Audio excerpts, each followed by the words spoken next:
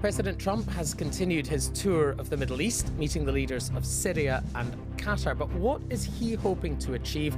And will any of this make an end to the suffering in Gaza more likely? That is what we're going to be discussing on this episode of Newscast. Hello, it's James in the studio, and Donald Trump is still in the Middle East. Yesterday, we were talking about his visit to Saudi Arabia, and this limited business-focused tour of the Gulf continues. He's in Qatar, and he's also met the leader of Syria. But while he's been having all of these meetings, the American president, in all these glitzy and gilded halls, there's no getting away from the fact that horrendous images continue to come out of Gaza. And so one big question that we're going to look at, among others, is will any of this make any difference to the humanitarian disaster that's unfolding there? And we're going to talk about that and lots more besides with James Landale, our diplomatic correspondent. Hi, James. Hello. And Caitriona Perry, chief presenter for BBC News in our DC studio. Hello, Caitriona. Hello to you. So, James, first of all, what have you made of President Trump's tour of the Middle East so far? Well, there's a lot of bling. That's for sure. I thought when I was watching him yesterday greeting people standing next door to the de facto leader of Saudi Arabia, and there was this long procession of people that he was being introduced to, and it struck me of the sort of the regal process of it was almost, the subjects coming to pay homage to the visiting feudal warlord. It's like a court, isn't it? Yeah, it is like a court. And you've come to pledge fealty. So there was a sort of, and all of that sort of, and that sort of stuff, Donald Trump clearly loves it, So if you think about it, he's gone there, he's been loved, he's been given lots of stuff, he's done lots of deals, very transactional. It's exactly the kind of foreign policy that he likes. Turn up, say nice stuff, have nice stuff said about you, and do a lot of deals that he can say is going to benefit the United States financially, move on to the next thing. Is it all over the news, Caitriona, in the States or not? Not, I would say. I mean, it is to the extent that all of the networks and media outlets have dispatched people on the trip with him, as is the way. And, if you've sent your correspondent somewhere, you're going to use them on air. So there is a lot of that. And as James said there, the pomp and ceremony of it makes great television, like the lavender red, not red, obviously it was lavender, but, the lavender carpet that was rolled out. The giant marble rooms that he's in, all of that is being shown around. But I wouldn't say that it's kind of talking points for everyday people going about their business at this point, no. Yeah, but having said that, he is doing and saying significant things in terms of America's place in the world, Caitriona. I mean, for example, we are seeing him attacking and criticising his domestic rivals, as we were talking about with Sarah yesterday, while lavishing praise on some of the autocrats before him. We're seeing him make, again, perhaps more clear than he's ever made it before, what he thinks the United States' role is in the 21st century in terms of not really regarding the promotion of freedom and democracy as an appropriate or worthwhile mission for the United States, but again, being all about what can the United States get out of this. But I suppose that's not, that's a less tangible and an immediately accessible idea than what deal has he done? How will that directly benefit me? I mean, that's it. And for us all, it's extremely fascinating to get this kind of Trump foreign policy doctrine that we've had, particularly in that kind of hour-long speech that he made in Saudi Arabia. But, traditionally, American voters don't vote based on foreign policy. They vote based on the economy and where their dollars are going. So I think, the really significant thing he did was lifting the sanctions on Syria, which is very dramatic and will have a very dramatic impact in Syria. And all of those remarks that you've been talking about there, that line he had about my vision for the Middle East is commerce, not chaos. It's technology, not terrorism, something along those lines. I'm paraphrasing a bit, which was really insightful into where President Trump is going with this. But that's not necessarily something that your average American voter concerns themselves with. And, you need that passage of time to see whether that doctrine results in greater stability in a region, which in turn would mean a better national security situation for the US, which is what he's trying to do here. Now, Caitriona mentioned Syria. President Trump has met President al-Shara of Syria, relatively new leader of Syria, a former militant, essentially, a former leader of what was deemed to be a terrorist organisation. Is that fair to say? Yeah, and absolutely. just lifted sanctions. He was a jihadi. So this is he had billions of pounds on his head. This is amazing, isn't it? The transition, the change. Yeah. What's happening there, and what should newscasters take from it? Well, I mean, again, there are lots of themes here. One is the erratic position of Donald Trump. When the Assad regime fell back in December, Trump was saying, Syria, nothing to do with us. We don't need to get sucked into that. But he has been persuaded by the Saudis and the Turks that it is important that this new fledgling administration in Syria and Damascus survives. There's no guarantee it will. And the actual leadership of the current regime there has been fairly canny in terms of hinting at the possibility of lucrative oil and reconstruction contracts for Donald Trump. There's even been talk of Trump Tower being built in Damascus. I think that's an idea rather than a firm commitment. In other words, appealing to Donald Trump where he likes to be appealed to. And they have persuaded Trump that actually lifting sanctions and giving this new government a chance to grow itself and to establish some stability is a good thing in itself. So he has changed that position. And as you say, this is the first time I think an American president has met the leader of Syria for 10, 20 years. And Caitriona, is there unity among Donald Trump's team and the wider Republican Party about his approach to the Middle East? Well, I'll tell you something very interesting. I was speaking to the last US ambassador to Syria, Robert Ford is his name. There hasn't been an official ambassador to Syria for about 10 years. They've just had special envoys, such has the breakdown in diplomatic relations been between the two countries. But I was speaking to him, and he has welcomed President Trump's initiative here with Syria in meeting al-Shara, in lifting the sanctions. He said this is what Syria needs. And this is someone who has dedicated much of his life working for Syrians. He's won awards for campaigning for Syrian human rights and so on. He was in Syria just 3 months ago, described the country to me as completely devastated. And he was appointed by President Barack Obama, so he wouldn't have common politics, let's say, with Donald Trump in general. But he was really enthusiastic about what President Trump is trying to do here. And he said for a country like Syria, who's coming out of that Bashar al-Assad regime and everything that it has suffered during that time, to be given the chance of a fresh start, of fresh hope, of new leadership, of economic engagement, of, its own entrepreneurs getting to build their own country up. He thought it was fantastic. He thought it would cause a lot of Syrians who haven't been able to live in their country to want to go back and build businesses and build homes there. I suppose the question, of course, is does Donald Trump stick to what he says? Because if he does, then it's clearly, all the analysis is that this is good news for Syria. And this is could potentially be a game changer. But does he stick by it? Does he stay interested in the subject?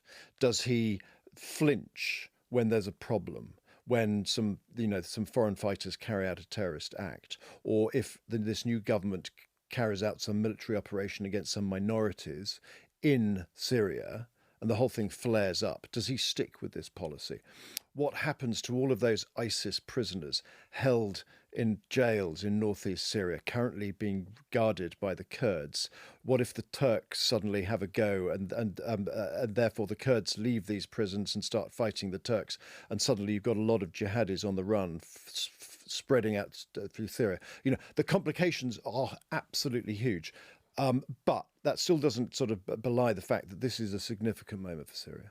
It was interesting on that point, James, about the ISIS prisoners here. That was one of the big asks that were told from the White House that President Trump had for al-Shara. There were 5 asks, according to the White House, that Syria sign on to the Abraham Accords, that it tell all foreign terrorists to leave Syria, that it deport Palestinian terrorists, and that it help the US prevent the resurgence of ISIS. And the last one, assume responsibility for the ISIS detention centres in northeast Syria. So to your point, President Trump very firmly weaving that element and that US interest into the future of Syria and his ask for al-Shara. And I also thought what was interesting was at that meeting, Crown Prince bin Salman was there. Obviously it was happening in Saudi Arabia, but they also had President Erdogan of Turkey join on the phone as well. So, I mean, just even the optics of those 4 individuals having that meeting, just, what better example can you get of where President Trump has moved US foreign policy to? Yeah, really interesting. Now, while we're talking, while all this is unfolding, the suffering in Gaza, horrendous suffering in Gaza continues, even by the dismal standards of our times. The pictures the BBC has been broadcasting from Gaza this week have been really, really hard to watch, I think, for me personally anyway. We cannot, for the record, get into Gaza. Israel prevents international journalists from entering the territory, as well as preventing the delivery of aid supplies, which is what we're going to come on to. But the images we've obtained, and our colleague Fergal Keane has been reporting on them this week, and one line that really, really, really hit me was when he said, very simply, the hungry and the weak are everywhere. That was Fergal's line. I mean, I would, if you can bear it, I would urge you to check out his reporting. And at the same time, the United Nations has been discussing this issue. The UN humanitarian chief, Tom Fletcher, delivered a 12.5-minute speech to a session of the UN Security Council, at which he urged the Israeli authorities to stop killing and injuring civilians and lift their blockade, and urged Hamas to release hostages immediately and unconditionally and stop putting civilians at risk. Let's have a listen to some of what Mr. Fletcher had to say. The few hospitals that have somehow survived bombardment are overwhelmed. The medics who have somehow survived drone and sniper attacks cannot keep up with the trauma and the spread of disease. Even today, the European Gaza hospital in Khan Yunis was bombed again, with even more civilian casualties reported. I can tell you from having visited what's left of Gaza's medical system that death on this scale has a sound and a smell that does not leave you. As one hospital worker described it, children scream as we peel burnt fabric from their skin. And yet we hear that we did all we could. Katrina, did that moment resonate in the United States, that powerful speech? It did to a point, but in this country, the viewpoint is very largely skewed towards support of Israel. And you have to remember that everything is viewed through that prism and through that lens. There's definitely been an increase in awareness of the suffering of the people in Gaza. We're seeing slightly more of those images being shown on television here in this country. But, you know, really, I will say, truly, on the BBC is where you will really see these images, particularly here in the US. That great work being done by our colleague Fergal Keane and our freelance colleagues who are working for us in Gaza. You don't see those kind of images that much in the US.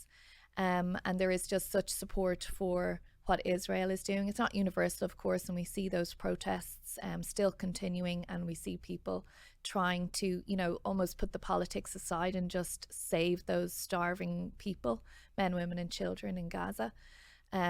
But I wouldn't say that those hearings at the United Nations get the same level of play or of interest that they do in Europe.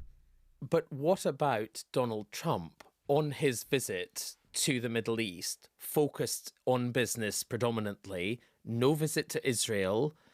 Is he achieving anything in terms of Gaza? Is any progress being made towards the end of this horror? Look, conversations are being had. Steve Witkoff is still, talking to some people in Qatar about this, because obviously Qatar has very close links with Hamas. But remember, Donald Trump likes fast solutions to problems. Gaza is the quintessence of the long-term problem that it's very, very, very difficult to resolve, and all eyes at the moment are on what the Israelis are going to do next. This talk of this new offensive that they're potentially going to continue. So there's a lot of Western sort of angst about the devastating impact of the blockade. But do we think there's going to be diplomatic progress, as a result of this trip? Not at the moment. Well, and is there going to be diplomatic progress in terms of Ukraine and Russia? That's the other question. The big question hanging in the air as we record at 4:30 on Wednesday late afternoon in the UK is there going to be a meeting between Vladimir Putin of Russia, Volodymyr Zelensky of Ukraine, and potentially Donald Trump of the United States? I'm not saying that's likely, but that has been floated as a possibility, or something short of that. Do we know where we are with that? It seems to change every 5 minutes. At the moment, there's huge skepticism that Vladimir Putin will turn up. We know that President Zelensky has said he's going to Turkey, to Istanbul, come what may, and he's going to meet President Erdogan, and he's willing to talk to President Putin if he turns up, but only to President Putin. He's not going to talk to anybody else. Sergei Lavrov, or a foreign minister, or others who may well turn up, because of course the initial idea of this meeting in Istanbul was the Russian idea. Donald Trump has again said that he's willing in principle to go there, but the logistics of that would be difficult. You don't move a US president from one location to another at short order, because there's a lot of logistics and security involved there. So the risk is that you have another sort of essentially what's happening here is that both Ukraine and Russia are trying to stay on side with Donald Trump. So what you had was, at the weekend, you had the European leaders, remember, Keir Starmer and Macron and Merz, sat huddled in Kiev with President Zelensky, huddled around Macron's iPhone, talking to President Trump, saying, look, right, the deal is this. We're all calling for a 30-day ceasefire and then talks. And if not, we're going to crank up sanctions on Russia. That's the strategy. Trump signs up to that. And then a day later, Putin says, oh, look, why don't we have some talks between Russians and Ukrainians in Turkey on Thursday? And Trump changes his policy and says, yeah, that's a good idea. Let's go to that. Let's not worry about a 30-day ceasefire, which, of course, originally was the American idea. So as a response to that, Zelensky thinks, right, well, I've got to go to Istanbul, so I can't be the party seen by the White House as the refusenik, the reluctant talker. And so then the question now is, how do the Russians stay on board and try to show that they were willing to talk, but that Mr. Zelensky wouldn't talk to us? And just finally, Caitriona, what is the current thinking in the White House? I mean, there's this, obviously Donald Trump's been incredibly pro-Russian for a long time, and then the feeling was maybe that he'd been running out of patience with Vladimir Putin. What's the current thinking there? Yeah, the current thinking is that he has run out of patience. Someone in the White House close to him was saying to me that about 3 weeks ago, a line was crossed as far as Donald Trump was concerned in how President Putin was behaving, and crucially what he was doing on the ground in Ukraine, that offensive was continuing. Was, we saw hitting hotels, residential areas and so on, and sort of President Trump felt, okay, enough is enough. Maybe thinking, I'm being played here a little bit. He's only interested in the long game. He's not interested in action. I think we've moved away now from that meeting happening tomorrow. Just Donald Trump speaking there about an hour or so ago saying, we have a very full situation. We're all booked out for tomorrow. I'm going to the UAE. So that's a just change in the language, where he was saying, oh yeah, I think I'll go there. And, he said, oh, President Putin would like me to be there, I think, but I'm very heavily booked. So that's kind of giving cover, I think, to a decision that ultimately this won't happen. But you have to imagine that whatever is happening or not is being stage managed by those three presidents behind the scenes, and we're just being presented a version of it that they want us to see. But I mean, hopefully, for everyone's sake, right, that meeting does happen tomorrow. But it seems like President Trump is coming away from that kind of pro-Russian position that he was appearing to have at the start of this administration. Yeah. The trouble is you've probably got 3 different stage managers thinking they're putting on 3 different plays. Caitriona, Absolutely. thank you so much. Lovely to talk to you. You too, as always. Thanks, James. Nice to see you. Always good to be here. Thanks so much. Now, at lunchtime today, we had a message from Alex at Westminster. And the message read, press conf on prisons at 3:30. Alex is too busy to type full words. And then we think it's some sort of emergency measures, but we don't know. And then a bit more detail. Hi, Alex. Hi, James. I don't know why I put conf. It's not because I'm too busy. You're too busy. You're just too busy. You can't type out the word Maybe conference. I'm too lazy rather than too busy. I don't know. So what was it? So it was a press conference by the Justice Secretary, Shabana Mahmood, in Downing Street in front of the lectern and all that jazz. And it was effectively to set out, from her perspective, how bad the situation is in prisons at the moment. Because you'll remember, James, we had last summer, I think I'm right in saying, when a lot of prisoners had to be released earlier than they were due to be because of the overcrowding in prisons. And now what Shabana Mahmood was saying was, look, it's getting bad again, and the male prison estate's going to be full by November unless we do something about it. So she set out a couple of things. The first thing was a plan to build 3 new prisons, although I think I'm right in saying we didn't get the exact locations of where, but she said the Treasury had effectively stumped up the money to get these new prisons built and to expand the capacity at existing prisons. And the other bit of this was another change to the system. So at the moment, if you're released from prison on licence and you do something that breaches the conditions of that licence, you can be recalled back to prison and you can serve up to the rest of your sentence, whatever was left of it. But they're changing that now so that if you had a sentence of between 1 and 4 years, if you're released on licence and then you get recalled to prison, that would only be for 28 days instead of for the rest of your sentence. And that is to free up prison spaces because of this crunch in the system, again, what Shabana Mahmood called a crisis.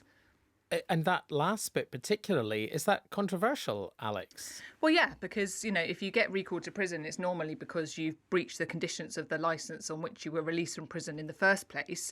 And there are some technicalities around this where some, for example, some people that were serving a year or less would only be recalled for 14 days. But yeah, this is effectively, there were lots of questions about, well, who would this apply to? Would it apply to everybody? What might victims think about this? And Shabana Mahmood said that there would be some exceptions. So she said those people who will be excluded from this change would be the people who have been recalled to prison because they committed serious offences and people who were subject to high risk plans.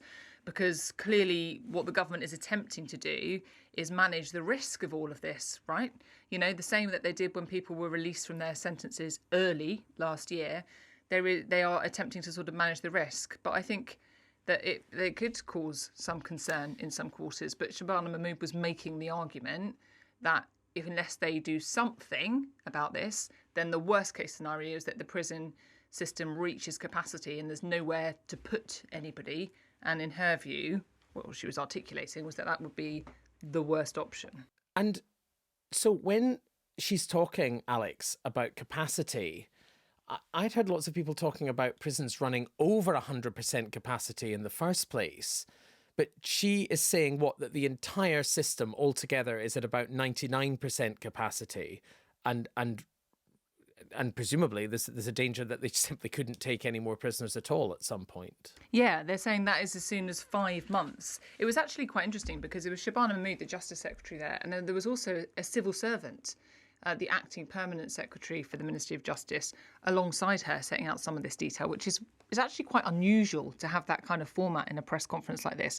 But they were saying that they could run out of prison places in 5 months' time. And the picture that Shabana Mahmood was painting was that might mean that you had people who were, getting arrested and they couldn't be processed through the court system because there'd be nowhere to put them, So she was suggesting it would mean like a breakdown of the justice system, which is why they were taking these measures to try and avoid it. But it is worth reiterating that I think there will be some people, victims groups and people who have been victims of crime who will be concerned about these kind of measures that are being taken and what consequence they could have for people who have committed offences. So it's clearly a bit of a balancing act from a government perspective. And it's also worth noting that even though she was also talking about what they were attempting to do to solve this in the longer term, i.e. building more prisons, she was making the argument that they didn't think they could, in her words, build their way out of the crisis, and that there was also this, as we know, a sentencing review going on by David Gauke, who was a former Conservative Justice Secretary, which is looking at the whole system. And Shabana Mahmood was pretty clear that even though she didn't want to preempt the results of that review, which we're expecting to get in the next week or two, she was saying it was her view that review would have to look at reducing the length of some custodial sentences and having more people serving their prison sentences out in the community with the use of technology like tags and the like. So, I think there is some really significant change coming down the track here. Well, why don't we hear what the Conservatives made of it? And here is the Shadow Justice Secretary, Robert Jenrick. The Justice Secretary is failing to protect the public. To govern is to choose. And today she's chosen to release early criminals who've reoffended or breached their licences. I've been reporting on this in Scotland as well, where this issue has devolved, and there's a new prison being built in Glasgow, Barlinnie, at very large expense, and an expense that's gone up, and there's been a big row about that. But just Alex, 3 months ago now, I think I was outside Barlinnie watching people being released early under these emergency measures, which have also happened elsewhere in the UK, to try to ease some of the pressure. And I'll be honest, I don't know the statistic today, the exact up-to-date statistic for the capacity, but at the time, the operating capacity of Scotland's prisons was 8,000, and there were more than 8,300 inmates. So, this is clearly a problem in different parts of the UK as well. And as you say, we were speaking to victims groups who were really concerned about what that would mean about, people who, in their view, well, in the law's view, actually should be in prison, walking free. Well, exactly. And I mean, there's so many aspects to this. Clearly, there is the idea about what happens when prisons become too overcrowded, not just in terms of have you physically got the space to put people, but then the impact that has on a prison system. And does it lead to, increased violence, a lack of safety within the prison estate itself? Does that have a detrimental impact on what prisons are, I guess, supposed to do in some respects, which is, reduce reoffending and all the rest of it.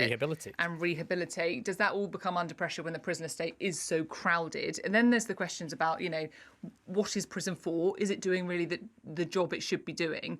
And when it comes to things like the sentencing review that's going on, there will be some people that might say prison isn't always the best place for every offender. But there will also be a lot of people in the population that say if you do something wrong, you should be punished for it, and going to prison should be seen as some sort of punishment. So I think this is really tricky. There's lots of different aspects to all of this, quite like nuanced stuff.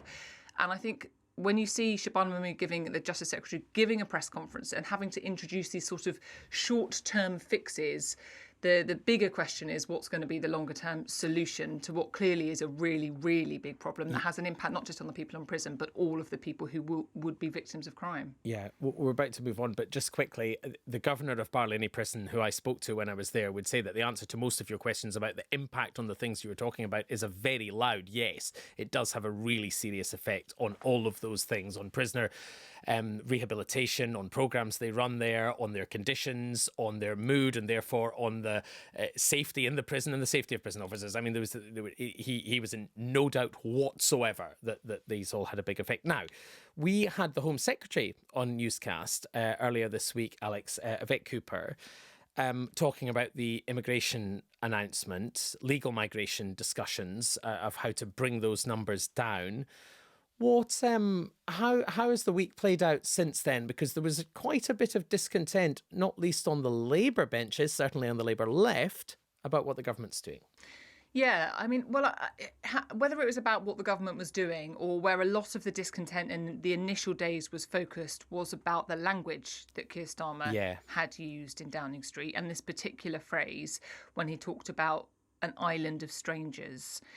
And yes, there was some on the Labour benches, and the direct comparison was made by some to a famous speech given by Enoch Powell, the Rivers of Blood speech back in the 1960s. So, today we had Prime Minister's questions, and I think if you were a betting person, you might have thought, I guess this might come up at Prime Minister's questions because, it's a big policy statement from the Prime Minister. But in fact, it wasn't what Kemi Badenoch chose to discuss. She chose to discuss the economy instead. But it did come up from the back benches. So you had Nigel Farage, Reform UK leader, bringing it up, but with a focus on the small boat crossings of the Channel. And you also had a Plaid Cymru MP, Liz Saville-Roberts, bringing this up. And she did raise the question about the Prime Minister's language. And she also suggested that he's changed his mind, his position on immigration. And Keir Starmer just sort of slapped her down and said, you're talking a load of rubbish. So, yeah, it came up in that capacity. But I think the active discussions within the party are probably continuing around the edges about what was announced on Monday, because it was a really significant announcement from the government. Do you think that it suits the government politically to have The Guardian writing headlines saying, oh, they're too tough in their language on immigration and they're leaning too far towards the right and away from traditional Labour values, and people like us on Newscast and the Today programme on Radio 4 asking those questions of them? I mean, is there a political strategy here that's actually quite useful for them, because the threat they're worried about is Mr Farage and his party? It depends who you speak to, right? Because there are a couple of schools of thought on this. I think there are some people that think the government has almost deliberately leaned into that exactly for the reasons that you say, because they have a view that it doesn't hurt them politically to be seen to be taking quite a strong stance on immigration because, exactly as you say, of Reform UK and how well Reform UK did at the local elections in particular, and how well they appear to be doing in the polls. So there are people who believe that, but there are other people who will also caution about the kind of dilemma and the challenge for the Labour Party more broadly.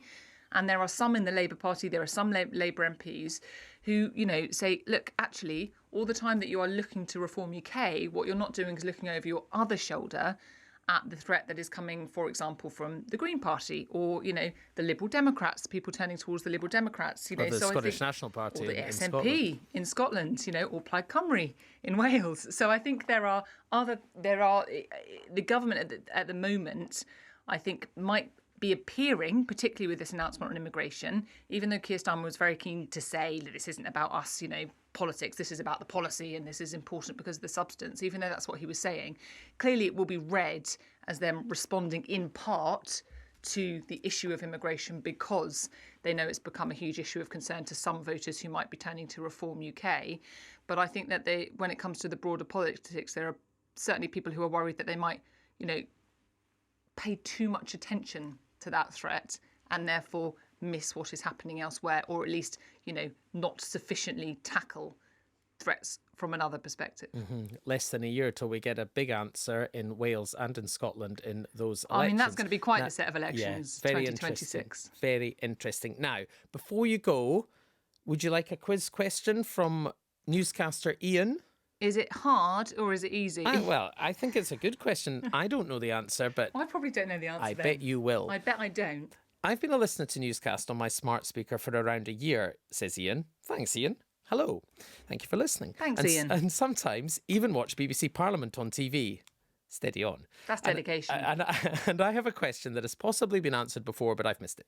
When entering, or more commonly, leaving the chamber, some MPs stop at the white line and nod towards the speaker, although it seems that not all of them do this. Is there a reason for this? And if it is the done thing, why don't they all do it? Thanks, and keep up the great work. Thank you, Ian. That is a great question, Ian, and I don't know the official answer. I mean, I think I've always presumed it's just a mark of respect. For the chair? Yes, because the Speaker of the House of Commons obviously oversees all the procedures in the House of Commons and keeps everybody in check and all the rest of it. So I think I've always assumed that it is a just sort of mark of respect, but that wouldn't explain why some people don't do it. I'm not suggesting that they have no respect for the chair. Perhaps they just pop in and out of the Commons so often that they don't nod anymore. But I'll endeavour to find out, if you like, something more official and get back to Ian. Yeah, let's. When I know. Next. I might even try and find an MP who doesn't nod and say, why don't you nod at the Speaker? How about that? Ian, Alex will investigate I'll for you. investigate on Ian's behalf. And we will tell you and everyone else, newscasters, when we find out the exact answer. Alex, thank you very much. It's a pleasure. As always. And that's all from this episode of Newscast. Bye-bye.